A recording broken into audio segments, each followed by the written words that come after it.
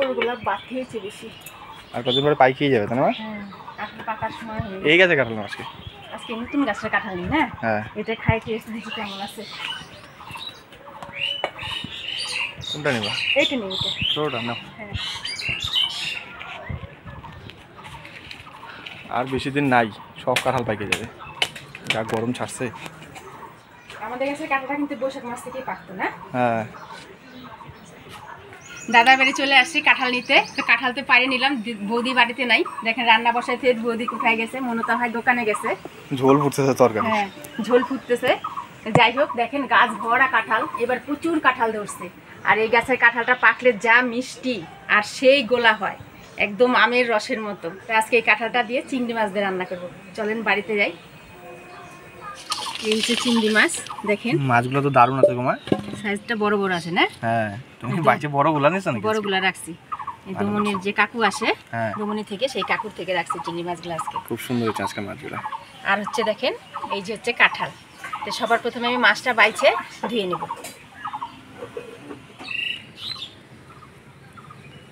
আর একটু বড় তো হইলে মনে হচ্ছে গলদা চিংড়ি সাইজই হয়ে যায় একটা চিংড়ি মাছ। হ্যাঁ, তাই হইতো। খোসা ছাড়ালে একদমই ছোট হয়ে যায়, ভাজলে আরো ছোট হয়ে যায় না? হ্যাঁ।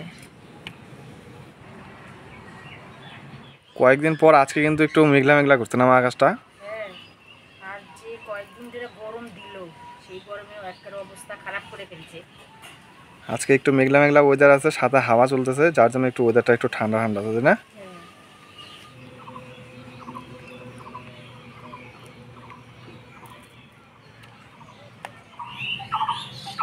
মাছটা কাইটে বাইছে নিলাম, মাছের ভেতরে যে রকটা আছে এই রকটা ফেলে নিব।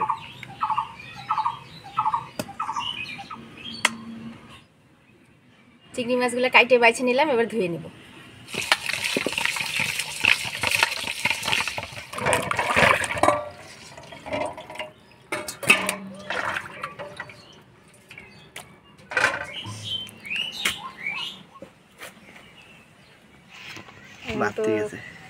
আজকে কাঁঠালের দানাগুলা কিন্তু দিয়ে দিবা, হ্যাঁ? দানাগুলা খাইতে ভালো লাগে। কাঁঠালের হচ্ছে ছোট থাকতে একরকম স্বাদ, আর যখন দানা হয় তখন কিন্তু আর এক রকম স্বাদ হয় কাঁঠালের। দুইটাই দুই রকম স্বাদ। এখন যে দানা হয়েছে, আর এটাই আমাদের এই বছরের লাস্ট কাঁঠাল চিংড়ি খাওয়া, তাই না? আর হবে না, এখন আর কাঁঠাল পাকার সময় এসেছে। পাকার সময় হয়ে গেছে এখন কাঁঠাল। না, সবগুলা কাঁঠালের আঠাগুলো মুছে দিলাম, তুমি কাটতে থাকো, আমি মশলাগুলো করে নিই। হাতে তেল মাখাই না, নাহলে আঠা লাগবে। আজকের কাঁঠালের জলে যে রাখবা, হলুদ দিতে হবে না, বাড়তি আছে কাঁঠাল, সাদাই থাকবে। চিংড়ি মাছটা কাইটে বাইছে ভালো করে ধুয়ে নিলাম, এবার হলুদ লবণ দিয়ে মাছটা মাখাই নিব। হলুদ লবণ দিয়ে মাছটা ভালো করে মাখাই নিব। এই যে শিল পাটাটা দেখছেন, এই পাটাটা হচ্ছে কয়েকদিন আগে আমার ছেলে কিনে নিয়ে আসছে। যে আগের যে পাটাটা ছিল, সেই পাটাটা 30 বছর আগেকার। তাই বিয়ে হয়ে আসে আমি সেটাতেই মশলা করতাম। তাই এখন তো ওই পাটাটাই আর ধার থাকে না, কেমন যেন চটে চটে যায়। তো ছেলে এই পাটাটা নিয়ে আসছে, যে মা এই পাটাটাই এখন বাটা করবা, তোমার সুবিধা হবে। তো আজকে এই পাটাটাই মশলা করে নিব। কমপ্লিট করতে কমপ্লিট হয়ে গেছে, অনেক দানাগুলো দিলাম। আজকের কাঁঠাল চিংড়িটা একদম গ্রাম্যভাবে রান্না করব। আমি মশলাগুলো কাঠখোলায় ভেজে নিব। প্রথমে দিব গোটা গরম মশলা, লবঙ্গ, এলাচ, দারচিনি, দিয়ে দিব লঙ্কা, গোটা ধইনা, গোটা জিরা, তেজপাতা।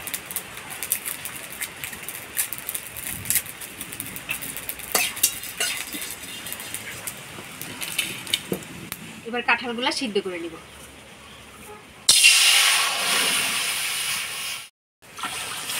এই যে দেখেন, দানা শুদ্ধ আমার শাশুড়ি মা কি সুন্দর করে কাঁঠালগুলো কাটে দিছে।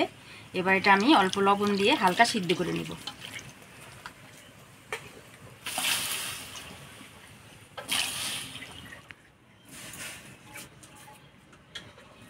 লবণ হলুদ দিয়ে হালকা সিদ্ধ করে নেব।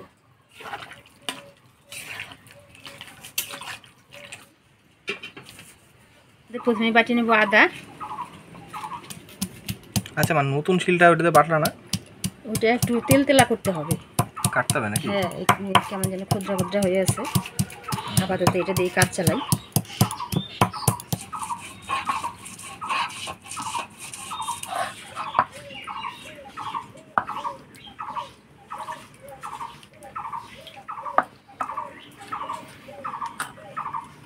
আদাটা বাটি নিলাম, এবার ভাজা মশলাগুলো বাইটে নিব।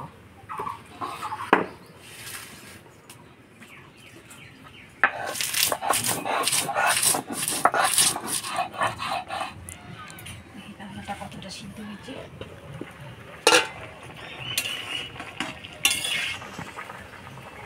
হ্যাঁ সিদ্ধ হয়ে আসছে। কাঁঠালটা হালকা সিদ্ধ করে নিলাম, এবার নামাই নেব।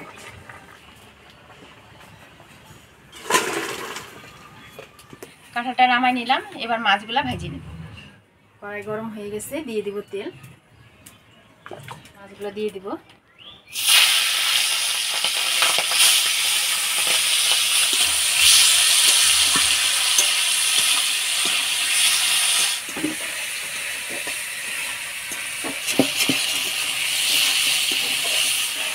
মাছগুলো ভাজি নিলাম, এবার তুলে নেব।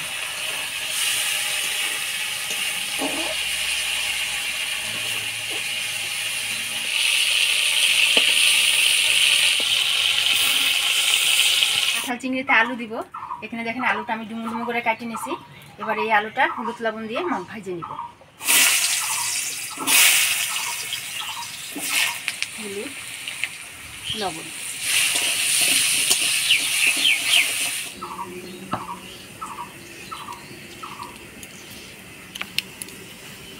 আলুটা ভাজি নিলাম, এবার তুলে নিব।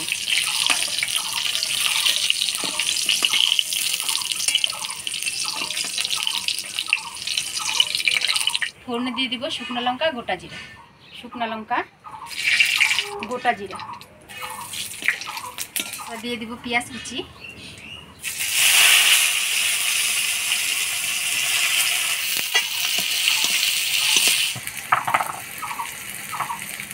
পেঁয়াজটা দেখেন লাল লাল করে ভেজে নিলাম।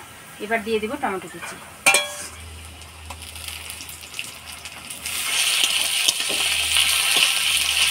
এবার দিয়ে দিব আদা বাটা, থেতো করা রসুন, হলুদ, স্বাদ মতো লবণ।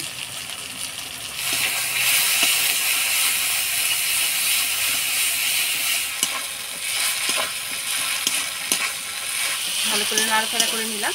এবার দিয়ে দিব সামান্য চিনি। মশলাটা ভালো করে কষিয়ে নিলাম। এবার দিয়ে দিব সিদ্ধ করা কাঁঠাল।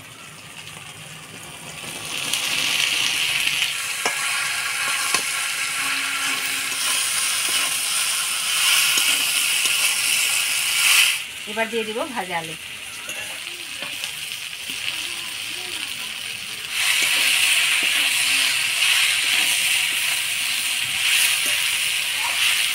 কাঁঠাল আর আলু ভালো করে নাড়াচাড়া করে নিলাম। এবার দিয়ে দিব ভাজা বাটা মশলা, সামান্য জল দিয়ে দিব, দিয়ে ভালো করে নাড়াচাড়া করে নিব।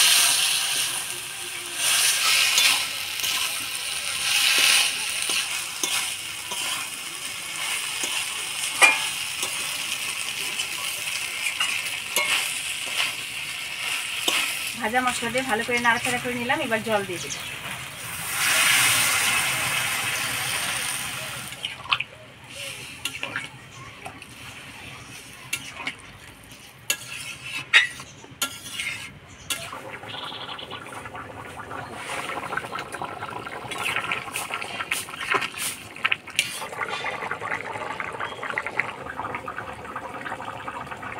চিংড়ি মাছগুলো দিয়ে দেব।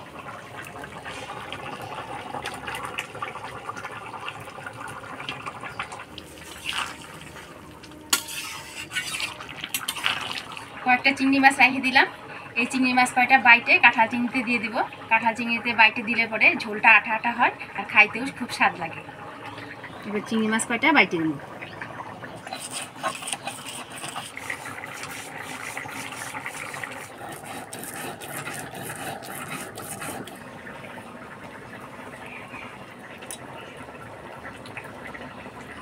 এবার চিংড়ি মাছ বাটাটা দিয়ে দেবো।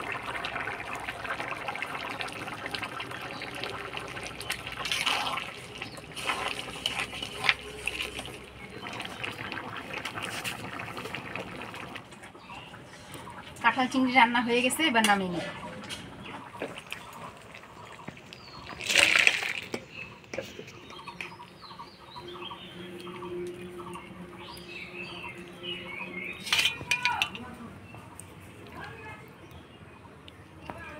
কাঁঠালের তরকারি তো সেই সুন্দর লাগতেছে গো। আজকে ভাজা মশলায় রান্না করছি। তাই নাকি? হ্যাঁ, এটা করতেছে। কাঁচের লঙ্কা দিয়ে রান্না করছি। পাকা লঙ্কাগুলো যে শুকা দিছে না, ওই লঙ্কা দিয়ে রান্না করছি। যাও হয়েছে শুকনো লঙ্কা ফেল হবে, হ্যাঁ, তাই না? হুম। এত সুন্দর হয়েছে কালার, দেখো তো তখন আমরা আলাদা করেছি। ওরে বাবা সেই স্বাদ হয়েছে গো। দারুণ হয়েছে।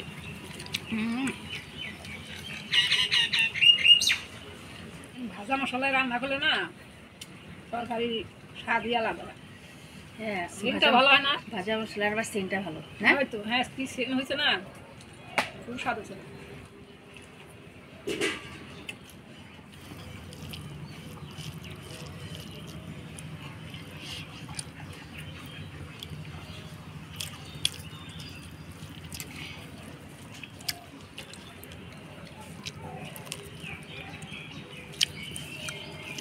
কাঁঠালটা সেই বলছে গাছ কর্ণ গাছ থেকে আনছে কাঁঠাল, বুঝছো? তিনটা গাছ না, ছোটো গাছ থেকে আনছি। এটাও ভালো আছে কাঁঠাল। এইভাবে আপনারা বাড়িতে ভাজা মশলা দিয়ে কাঁঠাল চিংড়ি রান্না করে খায় দেখবেন, খুবই ভালো লাগবে। তো আজকের কাঁঠাল চিংড়ি রেসিপিটা কেমন লাগলো অবশ্যই কমেন্ট করে জানাবেন। ভিডিওটা ভালো লাগলে লাইক করবেন আর আমাদের চ্যানেলটা সাবস্ক্রাইব করবেন। দেখা হচ্ছে পরবর্তী ভিডিওতে। ভালো থাকবেন, সুস্থ থাকবেন।